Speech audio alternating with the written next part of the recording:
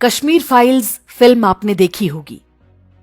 इस फिल्म में हिंदू समाज के एक मनोविज्ञान को बहुत ही प्रभावी तरीके से दिखाया गया है।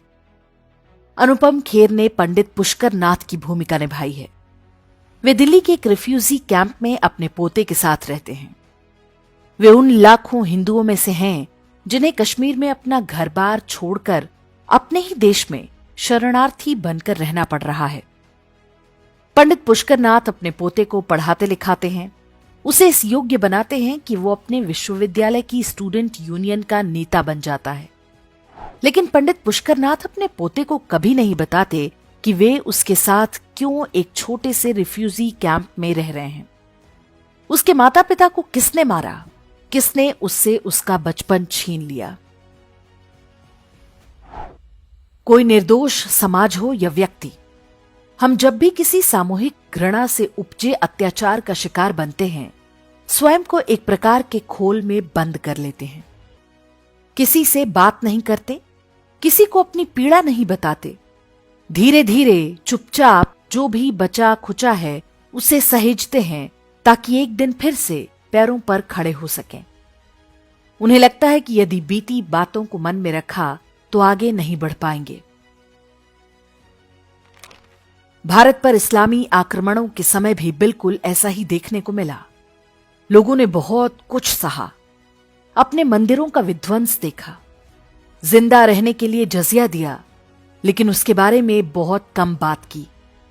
उनका सारा ध्यान स्वयं को बचाने पर था। ऐसा ही गोवा में भी हुआ। कैथोलिक ईसाइयों ने इंक्विजिशन के नाम पर हिंदुओं के साथ जो कुछ किया, वैसा विश्व के इतिहास में बहुत कम देखने सुनने को मिलता है। वहां भी हिंदुओं ने मौन धर लिया, आने वाली पीढ़ियों को कुछ बताया ही नहीं।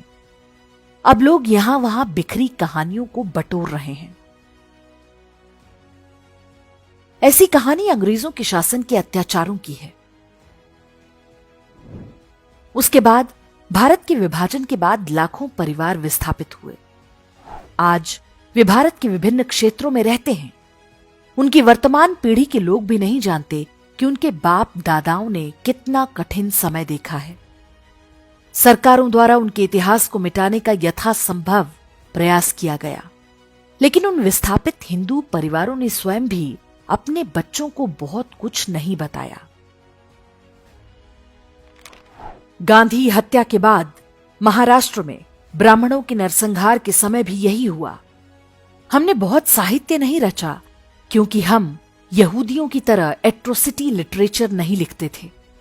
जो कुछ भी हुआ सह लिया। वर्ष 2004 से 2014 तक सोनिया गांधी ने हिंदुओं पर फिर से वही औपनिवेशिक बर्बरता थोपने का प्रयास किया। हिंदुओं के सबसे बड़े धर्मगुरु शंकराचार्य को अपराधियों की तरह जेल में बंद करवाया।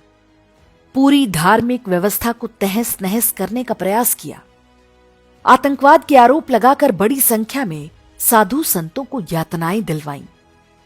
हजारों वर्ष पुरानी हिंदू परिवार व्यवस्था को तहस नहस करने वाले कानून बनाए गए।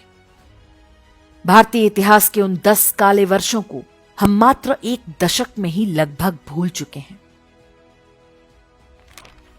हमने आपको वो सारे प्रमुख उदाहरण बताए जिनसे पता चलता है कि एक समाज के रूप में हम कैसे स्वयं पर हुए अत्याचारों को भुला देते हैं और अपने शत्रुओं को क्षमा कर देते हैं।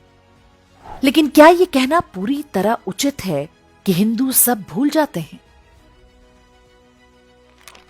मनोविज्ञान के अनुसार कोई सभ्य समाज अपने साथ हुए अन्याय को कभी नहीं भूलता। इस पीड़ा को ट्रांसजेनरेशनल ट्रॉमा कहते हैं। इसके अनुसार व्यक्तियों की तरह परिवार और समाज की भी एक सामूहिक स्मृति होती है जो एक पीढ़ी से दूसरे में स्थानांतरित होती है। ये कई चरणों में अलग अलग तरीके से मैनिफेस्ट या प्रकट होती है। प्रसिद्ध मनोवैज्ञानिक रजत मित्रा ने कश्मीरी पंडितों पर हुए इस्लामी अत्याचार पर द इन्फिडल नेक्स्ट डोर नामक पुस्तक लिखी है। वे बताते हैं कि इतिहास में अत्याचार झेलने वाला कोई समाज पहले ये मानने से इनकार करता है कि उसके साथ कुछ गलत हुआ, लेकिन वो पीड़ा उसके अवचेतन में बहुत गहराई तक बैठी रहती है। वो उसके व्यवहार और व्यक्तित्व को प्रभावित करती है। भले ही वो अपने बच्चों को इस बारे में ना बताएं, लेकिन वो पीड़ा एक पीढ़ी से दूसरी पीढ़ी तक स्थानांतरित होती रहती है। ये क्रम तब तक जारी रह सकता है जब तक इस पीड़ा का कोई तार्किक हल या समाधान नहीं निकाला जाए।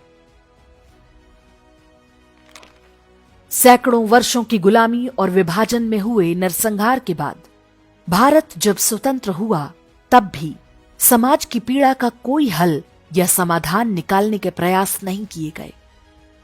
उल्टा हमें सेक्युलरिज्म और भाईचारे की घुट्टी पिलाई जाने लगी। उन्हीं लोगों के साथ सह अस्तित्व पर जोर दिया जाने लगा जिनकी आसमानी किताब हमारे अस्तित्व को ही नहीं मानती। अफ्रीका में रंगभेद की समाप्ति के बाद ट्रुथ एंड रिकंसिलिएशन कमीशन बनाया गया था, जिसका यही काम था कि वो समाज के अवचेतन में बैठे भय और पीड़ाओं का समाधान निकाले। भारत में ऐसा कुछ नहीं हुआ। उल्टा पूरे हिंदू समाज को गंगा जमुनी तहजीब जैसे फर्जी सपने दिखाकर भरमाने का प्रयास शुरू हो गया। लेकिन वे भारतीयों के अवचेतन मन में बैठे ट्रांसजेनरेशनल ट्रॉमा को दबा नहीं पाए। धीरे धीरे ही सही, समाज आज जाग रहा है। उसे अपने पूर्वजों पर हुए अत्याचार पता चल रहे हैं। वो पुराने पन्ने खंगाल रहा है। हर पुरानी बात जिसे ढकने के प्रयास हुए उसे याद कर रहा है। हर उस नकली नायक को नकार रहा है जिन्हें हम पर थोप दिया गया था।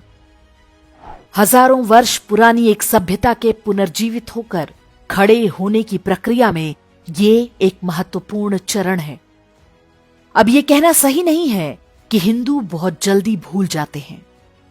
हिंदू सब याद रखते हैं। इसका सबसे बड़ा सबूत यही है कि हम आज भी अपनी संस्कृति के मान बिंदुओं के लिए संघर्षरत हैं। ये संघर्ष तब तक जारी रहेगा जब तक कि हम 1000 वर्ष के अत्याचारों और अन्यायों का एक तार्किक समाधान नहीं पा जाते।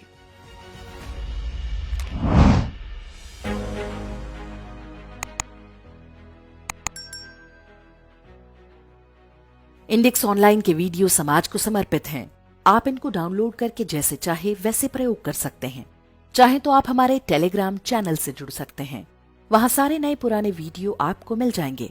हमारे सोशल मीडिया लिंक हर वीडियो के डिस्क्रिप्शन में होते हैं। हमारा एकमात्र उद्देश्य हिंदू समाज को जागृत और एकजुट करना है। इसमें सहभागी बने। धन्यवाद।